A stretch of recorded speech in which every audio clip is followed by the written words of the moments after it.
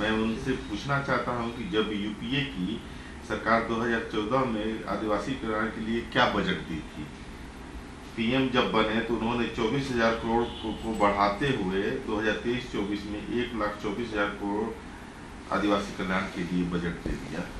देखिए, आदिवासी कल्याण के लिए हमारी सरकार ने 5 गुना बजट बढ़ाया 9 साल में प्रधानमंत्री मोदी जी के नेतृत्व में। आदिवासी राष्ट्रपति बनाया उनको और मजबूत करने के लिए, प्रदेश की पहली महिला राष्ट्रपति। तो मोदी जी की सोच और बीजेपी की सोच का ये लोग कोई मुकाबला नहीं कर सकते हैं। अब चुनाव आए हैं नज़दीक में तो स्वाभाविक है, नए नए कपड़े पहन के, वो होता है ना, बरसात आती है तो मेंढक निकल जाते हैं, तो चुनाव आते हैं तो ये लोग निकलते हैं, वही हाल है। दिल्ली की राम जन्मभूमि कोर्ट ने आप सांसद संजय सिंह की हिरासत 3 दिन के लिए बढ़ा दी है। 5 दिनों की ईडी हिरासत के बाद उन्हें अदालत में पेश किया गया था।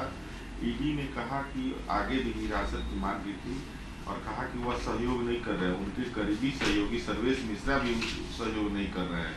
एजेंसी ने यह भी कहा है कि जितनी भी एविडेंस एकत्रित किए गए हैं उससे पता चलता है कि शराब लाइसेंस को मंजूरी देने के लिए रिश्वत की मांग की गई थी। भाई, सहयोग नहीं कर रहे हैं तो इसका साफ मतलब है कि वो छुपा रहे हैं कुछ। जब छुपा रहे हैं ये बात अदालत को समझ में आ गई तो अदालत ने रिमांड 3 दिन के लिए और बढ़ा दी। लेकिन कब तक सहयोग नहीं करेंगे? सच तो आज नहीं कल सामने आना ही है। असच सामने आ चुका है कि यह पूरी की पूरी आम अराजक पार्टी चोर है। कांग्रेस सांसद अधीर रंजन चौधरी ने कहा है कि मनरेगा आम लोगों को दिया गया कानूनी अधिकार है। कांग्रेस के समय में यह काम करने के अधिकार की तरह था। बंगाल में आम लोग मनरेगा से वंचित हैं क्योंकि यहाँ काम नहीं हो रहा है। मनरेगा कांग्रेस की विफलताओं का सबसे बड़ा जीता जागता उदाहरण था 2014 तक।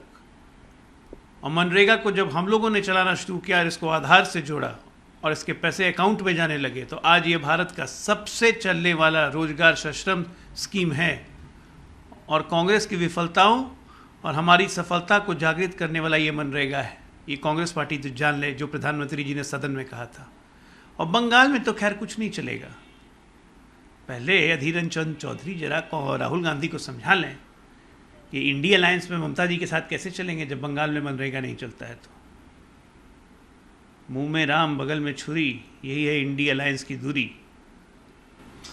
शहडोल मध्य प्रदेश की एक सार्वजनिक रैली को संबोधित करते हुए राहुल गांधी ने कहा कि बीजेपी की प्रयोगशाला में मृतकों का इलाज किया जाता है और उनके पैसे लूटे जाते हैं। ऐसा भारत में कहीं और नहीं बल्कि मध्य प्रदेश में होता है। राहुल गांधी को क्या है ना कि उनको अब मोतियाबिंद हो गया, 54 साल की उम्र हो गई है।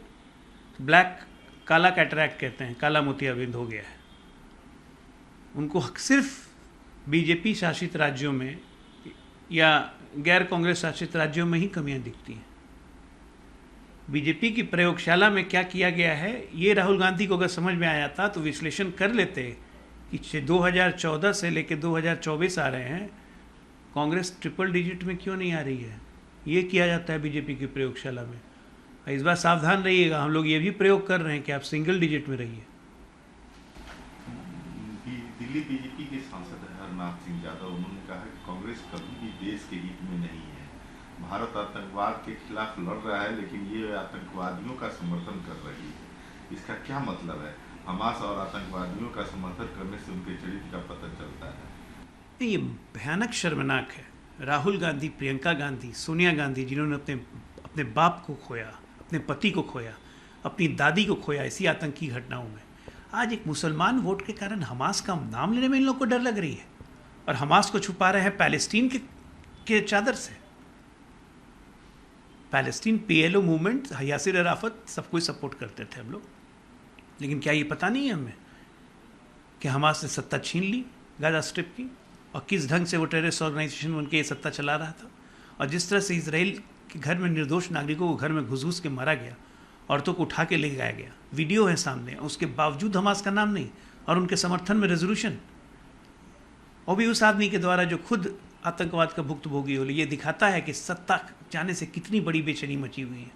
अब मुसलमानों को वोट चाहिए हर जगह से। उनको लगता है कि हमास का नाम लेंगे तो भारत के मुसलमान खुश हो जाएंगे। अरे यही गलतफहमी पालते पालते 54 साल निकल गए, उम्र भी निकल जाएगी। बीजेपी विधायक नितेश नाना ने कहा है कि पूरे हिंदू समुदाय की मांग है कि जब नवरात्रि शुरू होगी और डांडिया खेला जाएगा तो प्रतिभागी जो होंगे हिंदू समाज से होने चाहिए। हमें व्यापक ये जानकारी मिली है कि लव जिहाद के मामले इस समय धर्मांतरण के मामले सामने आ रहे हैं। हिंदू महिलाओं से झूठ बोला जाता है और उन्हें लालच दिया जाता है। जो लोग हमारे समुदाय के नहीं हैं वे ऐसे आयोजनों में भगवा अन्य पोशाक पहनकर आते हैं और खुद को हिंदू बताते हैं। इसलिए हम आयोजकों से अनुरोध करेंगे कि उनके प्रवेश द्वार पर ही उनका आधार कार्ड की बढ़िया से जांच हो और केवल हिंदुओं को ही अनुमति दें। हिंदू महिलाओं को कोई कठिनाई नहीं होगी। नहीं, अच्छा सुझाव है। और जितने भी स्थानीय प्रशासन हैं और आयोजक हैं उसमें इनका बातों का ध्यान रखना चाहिए कि कोई भी ऐसी हरकत नहीं हो जिससे भावनाएं भड़कें।